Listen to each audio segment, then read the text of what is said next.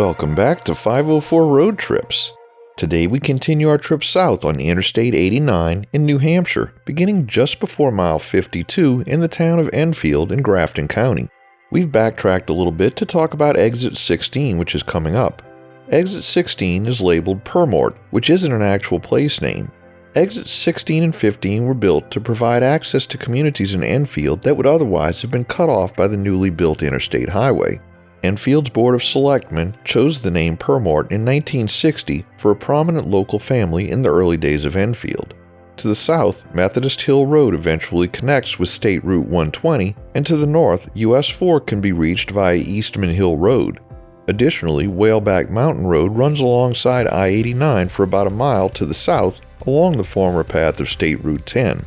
Exit 15, which is just a short distance down the road, is labeled Montcalm, which is an unincorporated community that lies along Old State Route 10. The state route was replaced by the interstate by 1960, leaving a stretch of the old highway completely disconnected would it not have been for Exit 15. All roads leading off of Exit 15 dead end, with no connections to the state's roadway network except for I-89. However, it is possible to walk or bicycle out of the Montcalm area, as a bike path follows alongside I-89 to the south, connecting with another stretch of Old Route 10 near Exit 14.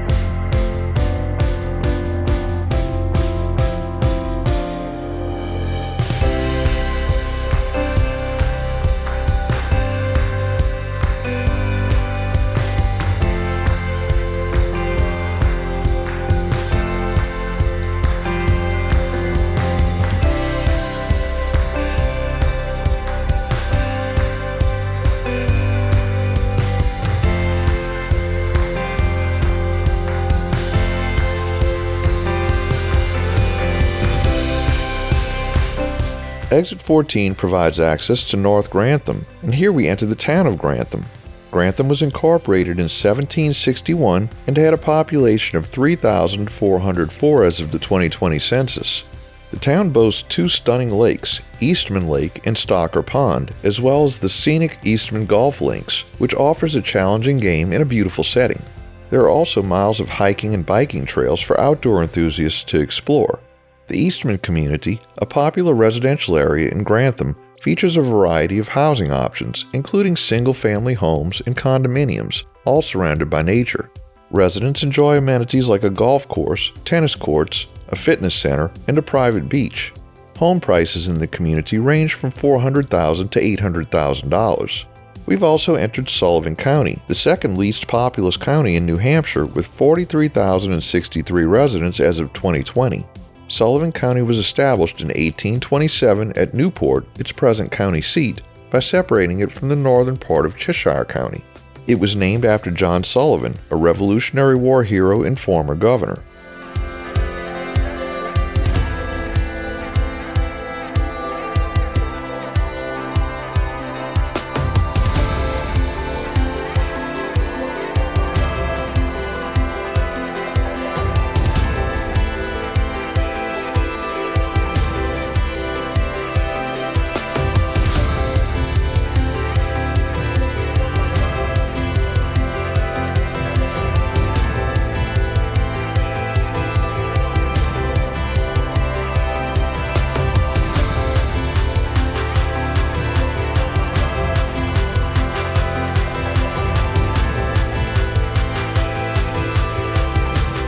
At exit 13, the concurrency with State Route 10 ends.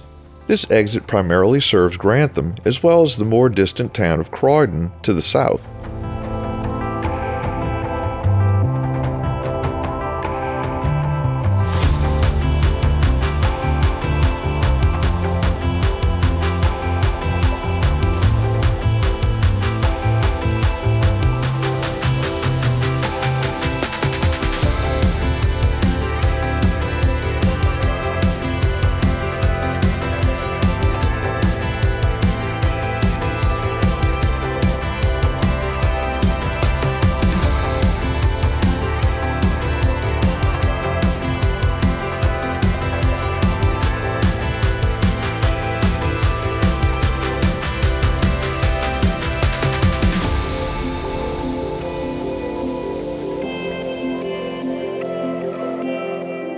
We enter the town of Springfield, and as one of 67 populated places in the United States with that name, this might be the one that the Simpsons live in, but probably not. The town had a population of 1,259 as of the 2020 census. The town was first settled by Europeans in 1769 and originally called Protectworth. When it was officially incorporated in 1794, it changed its name to Springfield. Today, Giles State Forest is located within the town.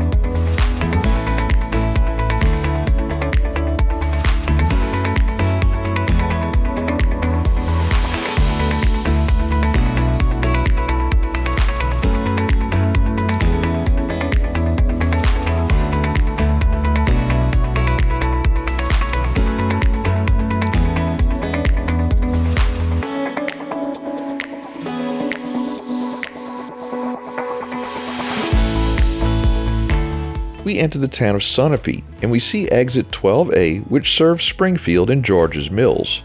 Oddly, Sunapee isn't listed on the exit sign here. Sunapee had a population of 3,342 as of the 2020 census.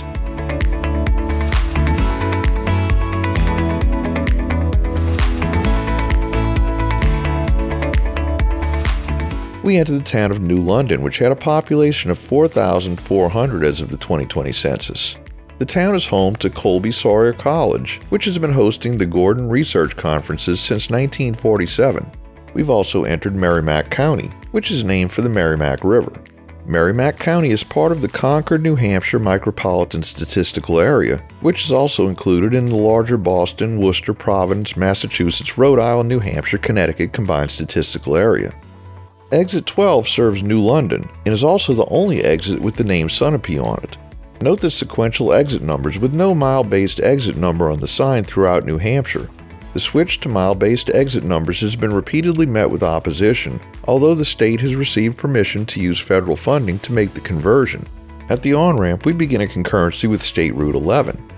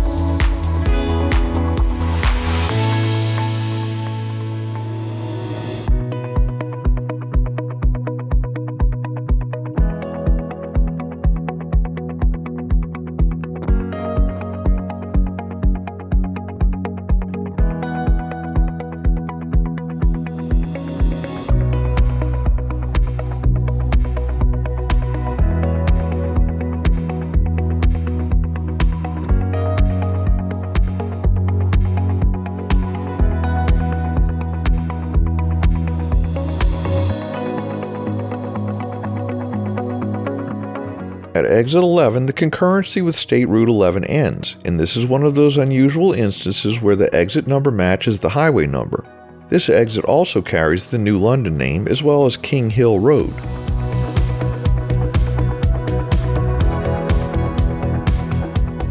We enter the town of Sutton with a population of 1,978 as of the 2020 census. The town's name came along with early settlers from Sutton, Massachusetts. In 1981, Sutton became home to the world's first paintball facility, run by Bob Guernsey, one of paintball's inventors. The facility operated until it closed in 1985.